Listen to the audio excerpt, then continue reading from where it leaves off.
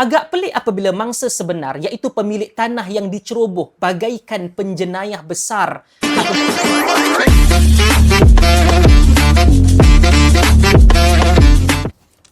Bismillahirrahmanirrahim. Assalamualaikum warahmatullahi wabarakatuh. Sahabat-sahabat semua. Kali ini saya ingin memberikan satu respon tegas terhadap kenyataan yang dikeluarkan oleh seorang peguam, Latifah Koya. Beliau menulis di dalam social media beliau berhubung isu perobohan rumah ibadat yang dibina tanpa kebenaran undang-undang, dan dia dengan mudah ingin menyimpulkan bahawa apa yang berlaku dalam beberapa waktu sebelum ini adalah sebagai tidak Islamik, kata beliau. Saya tidak tahu apa yang dia tahu dan faham tentang konsep Islam bernegara dan apa yang ingin beliau sampaikan. Namun merespon di atas apa yang beliau tulis, apa yang beliau ingin sampaikan itu sangat mudah memantik emosi. Tetapi izinkan saya menjelaskan hal itu daripada sudut akademik dan ilmiah jua.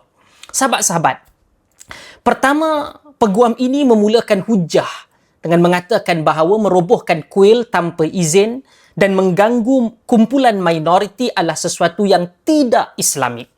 Kenyataan ini pada zahirnya kelihatan mempertahankan nilai keadilan. Bagus. Namun persoalan asasnya adalah, apakah menegakkan undang-undang yang terpakai kepada semua pihak juga mesti dianggap tidak Islamik? Untuk puan tersebut, dalam tradisi fiqh Islam, keadilan diukur melalui keseimbangan antara hak milik, keamanan awam dan kedaulatan hukum, bukan semata-mata simpati emosi. Jika sesuatu itu diukur, dibina tanpa kelulusan sah, maka tindakan undang-undang bukan penghinaan agama, ya, tetapi pengurusan mentertibkan hal-hal dalam masyarakat. Mengaburkan garis ini adalah suatu kekeliruan moral yang sangat serius. Kedua, Latifah Koya telah menggambarkan majoriti di Malaysia, merujuk kepada Melayu Islam mungkin, sebagai pembuli dan minoriti sebagai senantiasa tertindas dan dizalimi. Naratif ini kedengaran progresif, tetapi secara akademik ini adalah suatu generalisasi yang simplistik.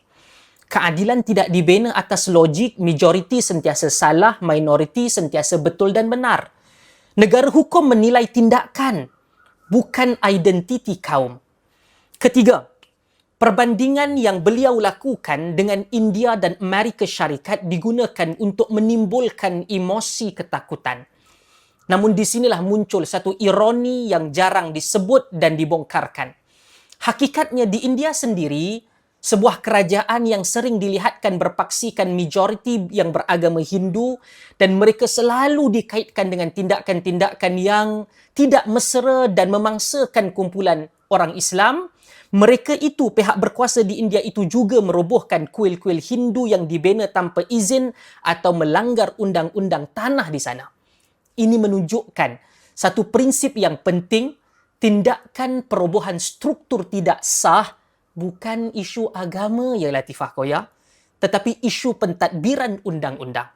Apabila fakta ini diabaikan, maka wacana berubah daripada analisis yang ilmiah kepada retorik terpilih. Dan itu yang sedang digunakan oleh seorang yang dianggap pengamal undang-undang senior seperti Latifah Koya. Keempat, Latifah Koya juga menuduh wujudnya agenda perkauman di sebalik istilah kuil haram. Sahabat-sahabat, kita boleh memilih istilah sama ada kuil tanpa izin atau rumah ibadat tidak sah atau istilah kuil haram, walaupun saya mungkin menggunakan istilah rumah ibadat tanpa izin. Hakikatnya secara pentadbiran, istilah itu merujuk kepada status perundangan tanah, bukan penilaian terhadap kesucian agama. Menukar istilah teknikal menjadi tuduhan rasisme adalah satu bentuk manipulasi bahasa politik semata-mata, dan itu sedang digunakan oleh pihak-pihak demikian. Kelima, isu pengambilan tanah oleh pemaju besar memang wajar dibahaskan dan itu diangkat di dalam penulisan beliau. Ketelusan dan keadilan sosial mesti dipertahankan, ya.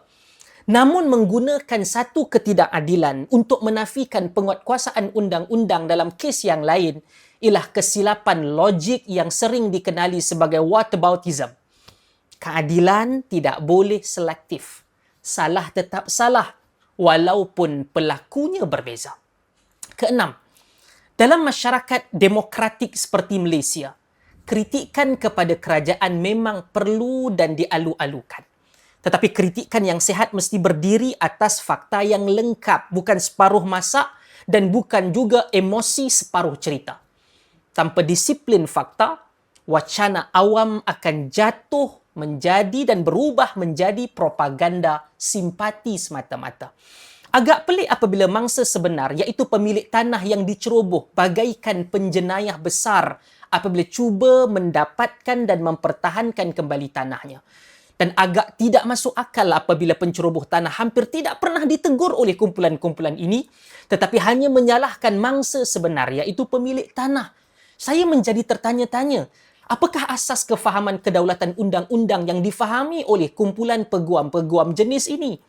Penceroboh adalah mangsa, pemilik tanah pula dianggap dan dilabelkan, diletakkan sebagai penjenayah. Akhirnya, kita semua mesti menolak unsur-unsur perkauman jahat, penghinaan agama dan kezaliman. Itu prinsip yang dikongsi bersama. Namun kita juga mesti berani menyatakan menegakkan undang-undang itu bukanlah satu tindakan rasisme. Mengurus tanah secara sah bukan penindasan.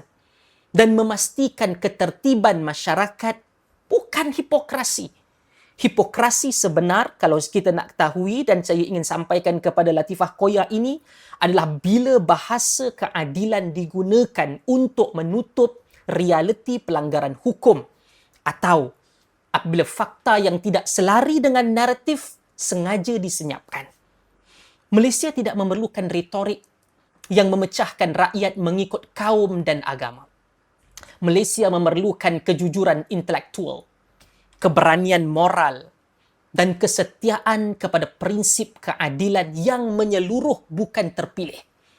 Semoga kita semua dipandu untuk berkata benar dengan adil, bukan sekadar lantang dengan emosi semata-mata. Terima kasih.